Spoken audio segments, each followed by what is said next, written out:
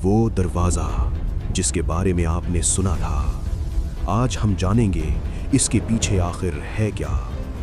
कहा जाता है इस दीवार के पीछे दो खौफनाक कौमें कैद हैं जिन्हें दुनिया याजूज और माजूज के नाम से जानती है। उनकी तादाद इतनी ज़्यादा होगी कि जब वो निकलेंगे ज़मीन पर हर तरफ फैल जाएंगे।